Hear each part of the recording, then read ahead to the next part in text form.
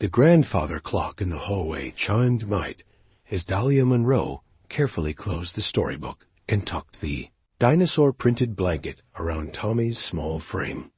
The 4-year-old had finally surrendered to sleep after 3 rounds of awe. "Just one more story, please."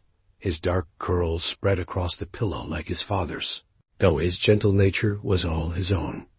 She lingered in the doorway of the child's bedroom, watching the rise and fall of his chest in the soft glow of the nightlight. This penthouse apartment, with its floor-to-ceiling windows overlooking the Seattle skyline, had been her home for 8 months now. Not home exactly, she was staff, she reminded herself, but the closest thing to stability she'd known since aging out of foster care at 18.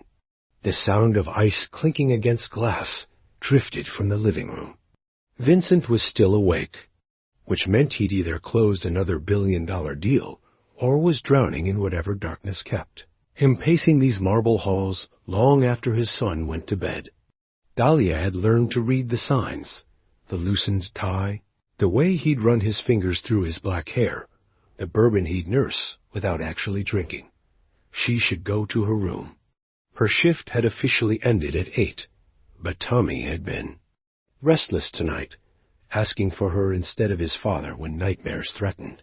Vincent Cross might own half the tech companies in the Pacific Northwest, but he couldn't chase away his son's bad dreams with stock portfolios and merger agreements. The hardwood floor was cold beneath her bare feet as she padded toward the kitchen to get a glass of water. She'd almost made it when his voice stopped her. "Dahlia." She turned to find him standing in the archway of the living room, still wearing his charcoal suit from whatever board meeting had kept him out past Tommy's bedtime. But something was different tonight. His usual composed mask had slipped, revealing something raw and desperate underneath. "Mr. Cross." She kept her voice low, mindful of the sleeping child down the hall. "Tommy's finally asleep. He asked for you twice, but I told him you'd see him in the morning." Vincent stepped closer, and she caught the scent of expensive cologne mixed with something she couldn't identify. Fear, maybe, or exhaustion. The crystal tumbler in his hand was still full, the amber liquid untouched. "I need to talk to you," he said, his voice rougher than usual. "About Tommy, about you." Azia's heart skipped. There was no us there. Never had been. She was the nanny, the girl who'd answered his ad 8 months ago with a crumpled resume and a desperate need for steady work. She was the one who made Mickey Mouse pancakes and knew that Tommy liked his stories read and funny. Voices. Vincent was the man who signed her paychecks and barely looked her in the eye when he handed her Tommy's schedule each Monday morning. "I don't understand," she whispered. Instead of answering, Vincent walked to the massive windows that showcased the glittering city below. His reflection looked ghostly against the glass, a man haunted by something she couldn't name. "His grandparents want him," he said finally. "Margaret's parents. They're filing for custody." The words hit her like a physical blow. Margaret had been Vincent's wife, the woman whose portrait still hung in the master bedroom, whose clothes still filled half the walk-in closet. She died in a car accident 2 years ago, when Tommy was barely more than a baby. "But you're his father," Dahlia protested, setting down her water glass before her shaking hands could drop it. Vincent's laugh was bitter. "Am I?" The question hung in the air like smoke. Dahlia stared at his reflection in the window, trying to process what he'd just implied. She'd seen the photos: Margaret, with her golden hair and porcelain skin, Vincent, with his dark intensity, and Tommy with his curious mix of both parents' features. But now Vincent was planting seeds of doubt that made her stomach clench. "The Hartwells have lawyers," Vincent continued, his voice barely above a whisper. "Good ones. They're claiming I'm unfit, that Tommy needs a stable home with a mother figure. They have resources, connections, and they're not afraid to use them." "Then fight them," Dahlia said, surprising herself with the fierceness in her. Voice. Get your own lawyers. You're Vincent Cross. You don't lose. He turned then, and she saw something in his eyes that made her step back. Not anger, but something more dangerous. Desperation mixed with a hunger she'd never seen before. I can't fight them alone, he said. Not when they're questioning my fitness as a father. Not when they're implying that Tommy ... double quotes. He couldn't finish the sentence. What are you asking me? But even as she said it, Dahlia knew. The way he was. Looking at her, the envelope she now noticed sitting on the kitchen counter, the tremor in his hands, it all pointed to something that should have been impossible. Vincent walked to the counter and picked up the envelope. It was thick, cream-colored, and sealed with a kind of precision that screamed money. He held it out to her like an offering, and a threat rolled into one. $2 million, he said. Simply, Dahlia's breath caught. $2 million was more than she'd make in a lifetime of nannying, more than enough to finish her education degree, to buy a house, to never worry about money again. But the way he said it, the way he held. The envelope, this wasn't about generosity. For what? She asked, though she was terrified of the answer. One night with me. The words came out flat, emotionless, like a business proposal. I need to show the court that I'm building a family, that Tommy has stability, a mother figure. I need them to see us as ... As what? Dahlia's voice cracked. On the words. As a couple, as people who belong together. The silence stretched between them like a chasm. Dahlia could hear Tommy's white noise machine humming down the hall, could hear the distant sound of traffic far below. Her heart was pounding so hard, she was sure Vincent could hear it. You want me to lie in court, she said finally. I want you to save my son. The raw honesty in his voice nearly broke her. She'd seen Vincent Cross in boardrooms on TV, commanding respect and fear in equal measure. But this man standing in front of her, holding an envelope full of money, like it was the last lifeline in a sinking ship, this was just a father, terrified of losing his child. Why me? She whispered. Vincent set the envelope on the counter. Between them. Because you're the only person Tommy trusts more than me. Because you're the only woman who's ever made this house feel like a home. Because ...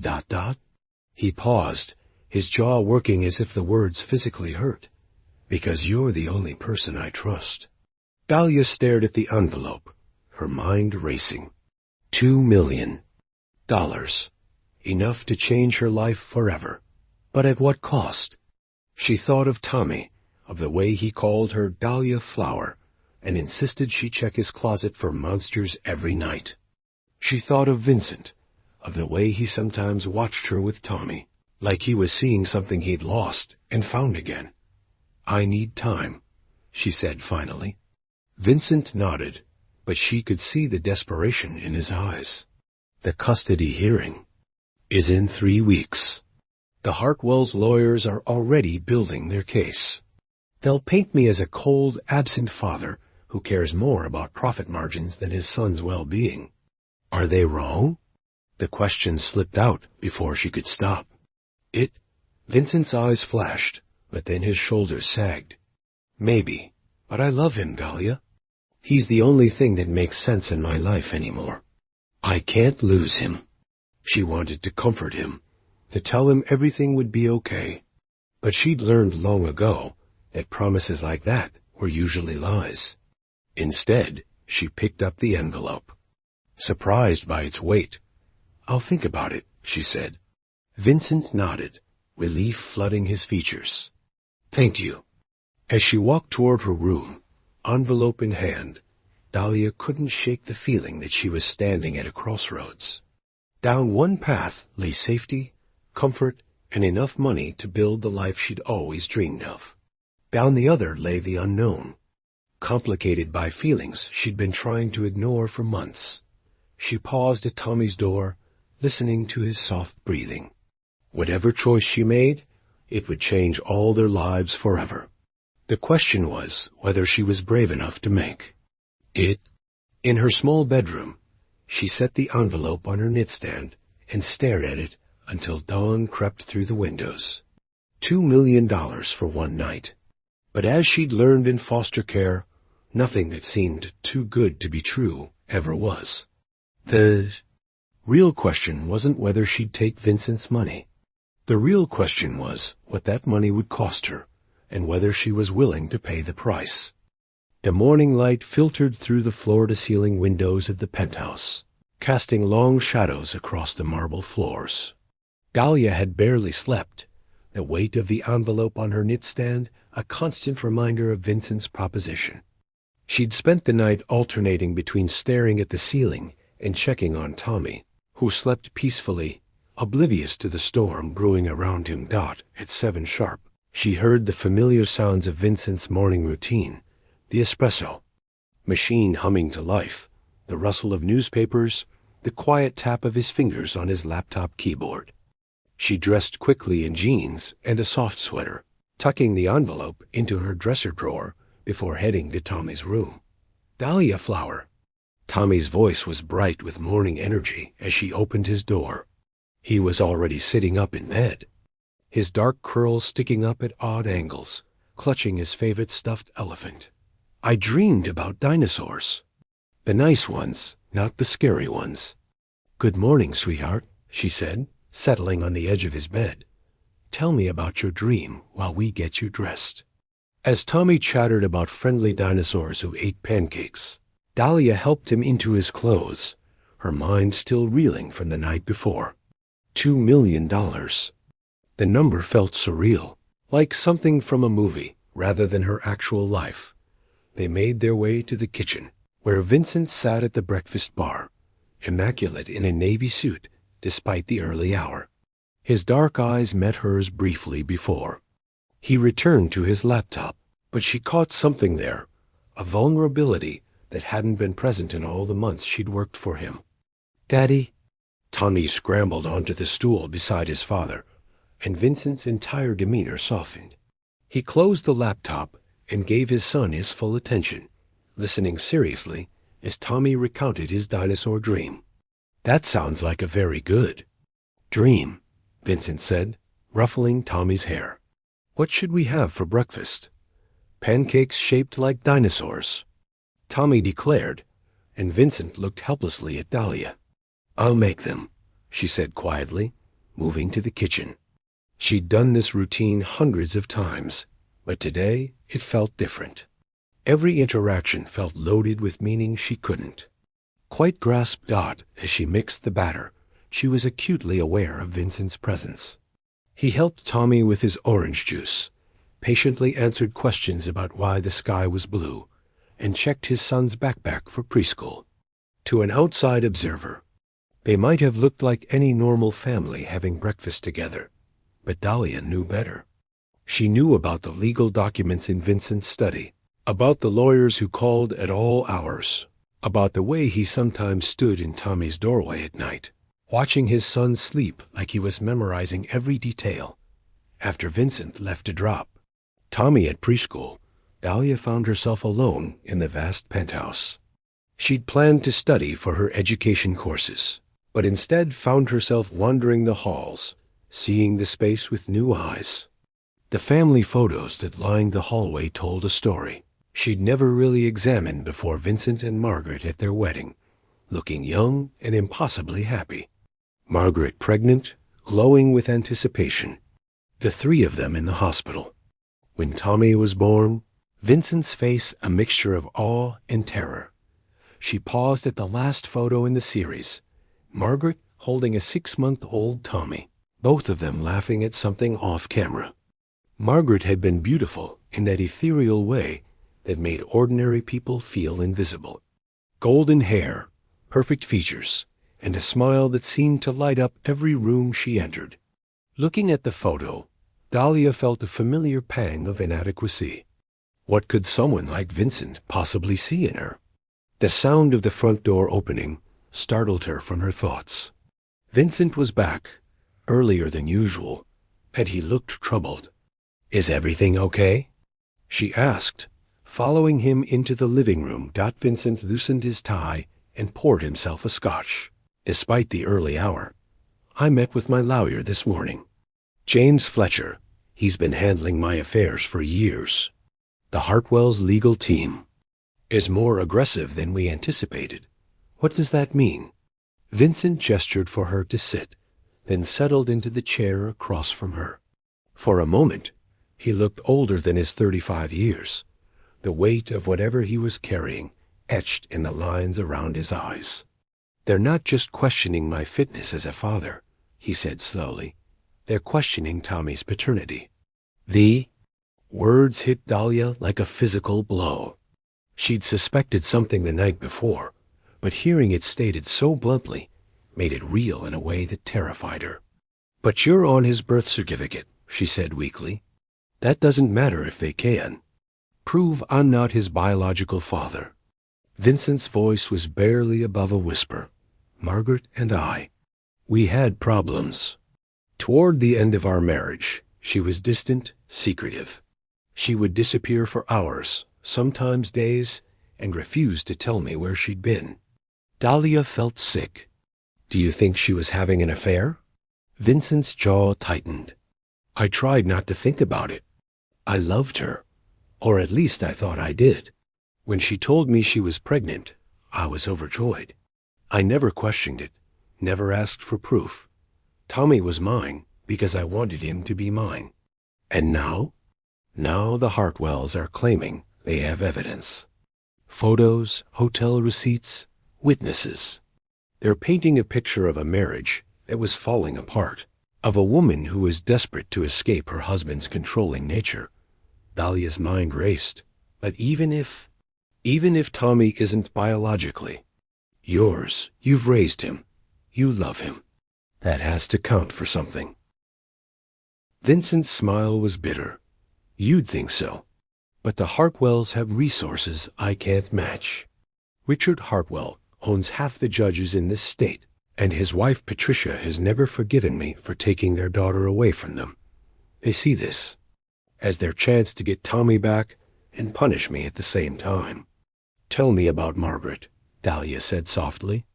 What was she really like? Vincent was quiet for so long that Dahlia thought he wouldn't answer. When he finally spoke, his voice was distant, as if he were recalling someone from a dream. She was luminous. When I first met her, I was nobody, just a kid from the wrong side of town with big dreams and bigger debts. She was society royalty, the kind of woman who should have been completely out of my reach. But she chose me, and I thought I was the luckiest man alive. He paused, swirling the scotch in his glass. I was so focused on building my company, on proving I was worthy of her, that I didn't notice when she started pulling away. She became obsessed with having a baby, and when it didn't happen right away, she became desperate.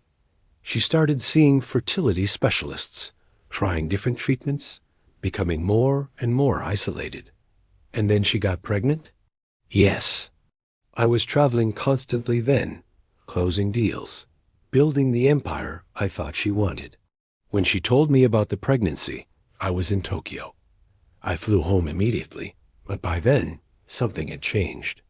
She was different, scared, maybe, or guilty. I told myself it was just hormones, that everything would be fine once the baby arrived. Dahlia felt tears prick her eyes, but it wasn't. No, if anything, it got worse after Tommy was born. She loved him fiercely, but she was terrified of me finding out something. I never knew what.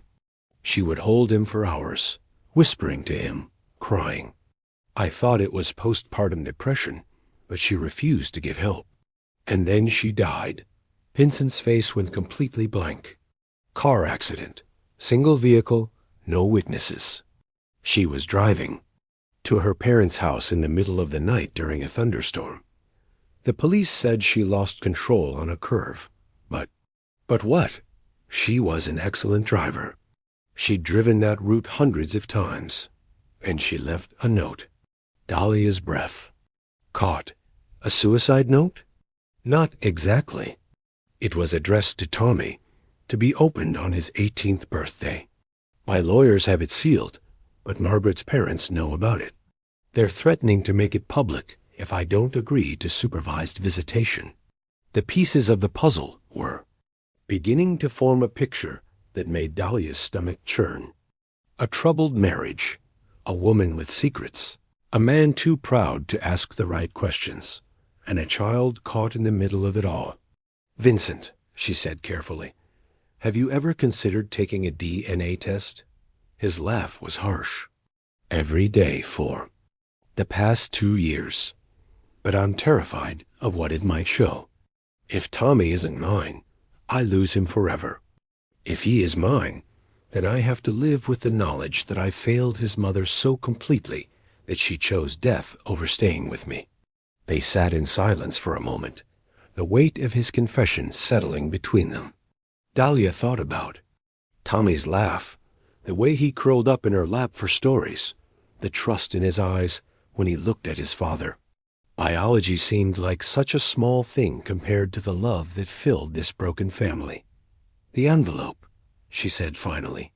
"Last night, you said you needed to show the court that you were building a family.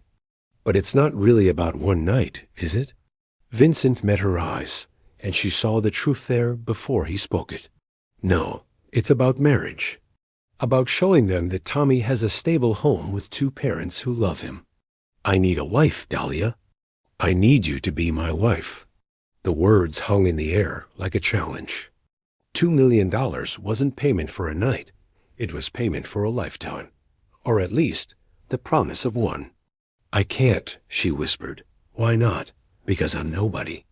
I'm a girl from foster care with a community college degree and student loans. I'm not the kind of woman who marries Vincent Cross." Vincent leaned forward, his eyes intense. "You're the kind of woman who makes my son laugh. You're the kind of woman who stays up all night when he has a fever, who knows exactly how to cut his sandwiches, who makes this house feel like a home. You're the kind of woman who sees me as more than just a bank account." "Do I?" The question slipped out before she could stop it. Vincent's expression softened. "You're the only person who's ever challenged me, Dahlia. You tell me when I'm working too late, when I'm missing important moments with Tommy. You see through all the walls I've built and somehow still choose to stay.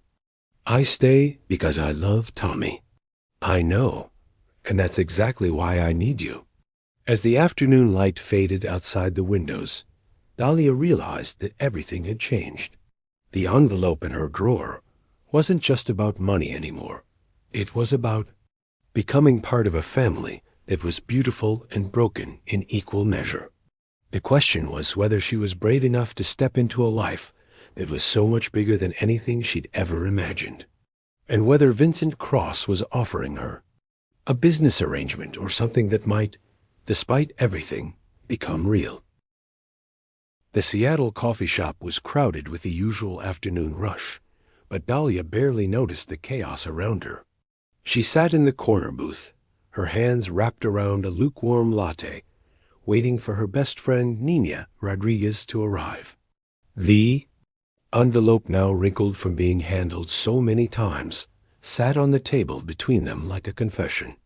"Holy shit," Nina breathed, sliding into the seat across from her. At 23, Nina was a year older than Dahlia, with the kind of street-smart confidence that came from surviving the foster system and coming out stronger. She worked as a paralegal at a downtown firm, and her sharp eyes missed nothing. $2 million? Are you serious?" "Keep your voice down," Dahlia hissed, glancing around the busy cafe. "And it's not what you think." Nina picked up the envelope, testing its weight. "Honey, I don't care what it is. This is enough money to change your life forever. What's the catch?" Dahlia told her everything: Vincent's proposition, the custody battle, the questions about Tommy's paternity, and the growing realization that she was being asked to become a wife, not just a temporary companion. Nina listened without interrupting, her expression growing more serious with each detail. So let me get this straight, Nina said when Dahlia finished.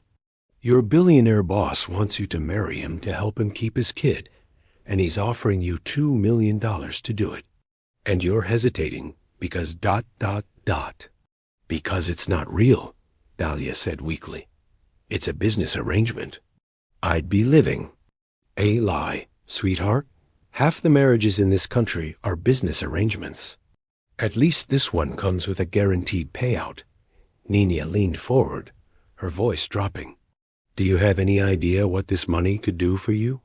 You could finish your degree, buy a house, never worry about bills again.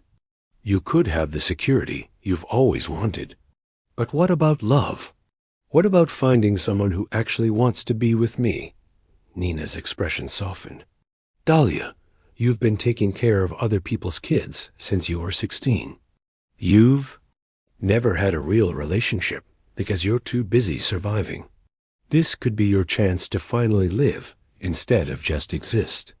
And what happens when the custody battle is over? When Vincent doesn't need me anymore? Then you divorce him and keep the money.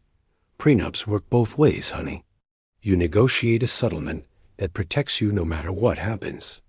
Dahlia stared at her friend, knowing Nina was being practical, but something about the cold calculation made her stomach turn. It's not that simple.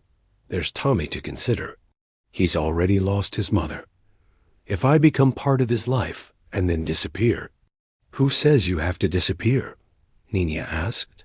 Maybe this fake marriage turns into something real. Maybe Vincent Cross isn't as cold as he pretends to be.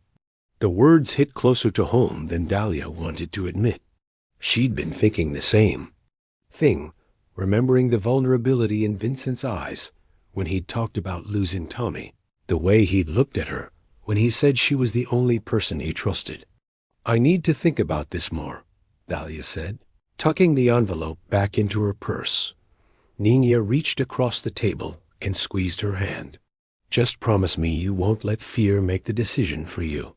You've been playing it safe your whole life, and where has it gotten you? Sometimes the biggest risk is the one worth taking. Back at the penthouse, Dahlia found Vincent in his study, surrounded by legal documents and looking more exhausted than she'd ever seen him. He glanced up when she knocked on the doorframe, and she saw hope flicker in his eyes before he shuddered. How was your afternoon? He asked, closing the file he'd been reading. I had coffee with my friend Nina. I told her about your offer. Vincent's jaw tightened. And what did she say? That I'd be crazy not to take it. Dahlia stepped into the room, noting the framed photo of Tommy on Vincent's desk, the boy grinning gap-toothed at the camera, his arms wrapped around a stuffed dinosaur. She thinks I'm overthinking it. Are you? Dahlia sat in the chair across from his desk, the same place she'd sat 8 months ago during her job interview. She'd been so nervous that day, desperate for the position, intimidated by Vincent's reputation and wealth. Now she was contemplating becoming his wife. Tell me about your business partner, she said instead of answering his question. Marcus. Webb. What does he think about all this? Vincent's eyebrows rose slightly. How do you know about Marcus? I've answered his calls, scheduled his meetings. He seems like the kind of person who gives you honest advice. He is, Vincent leaned back in his chair. Marcus thinks I'm insane. He says I should fight the custody battle on my own merits, that involving you will only complicate things. Maybe he's right. Maybe. But Marcus has never been a father. He doesn't understand what it feels like to love someone so completely, that you'd do anything to protect them, even if it means sacrificing your own happiness. The words hung in the air between them. Dahlia studied Vincent's face, seeing past the mask he usually wore to the man beneath. He was scared, she realized, terrified of losing the only family he had left. What if I said yes? She asked quietly. What would you expect from me? Vincent's eyes sharpened. Complete commitment to the illusion.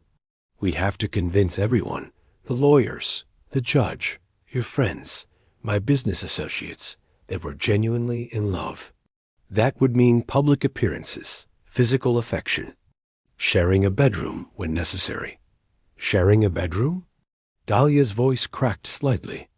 The Hartwell's investigators are thorough. They'll be looking for any sign that our marriage is fake. We'd have to be careful, especially in the beginning. And after the custody hearing? Vincent was quiet for a long moment. That would be up to you. We could maintain the arrangement for as long as you're comfortable, or we could quietly divorce. After a reasonable amount of time, the choice would be yours. What do you want? The question seemed to catch him off guard. He opened his mouth, then closed it, as if he'd never considered what he actually wanted beyond keeping Tommy. I want Tommy to be happy, he said finally. I want him to have a family, even if it's not the traditional kind. I want him to have you in his life, because you make him laugh in a way I never could. That's not what I asked. Vincent stood and walked to the window, his back to her. I haven't thought about what I want in a long time, Dahlia. I've been so focused on survival, on building walls to keep the world out, that I forgot there might be something worth wanting. And now? He turned to face her, and she saw something in his expression that made her breath catch. Now I'm wondering if maybe I could want something more than just survival.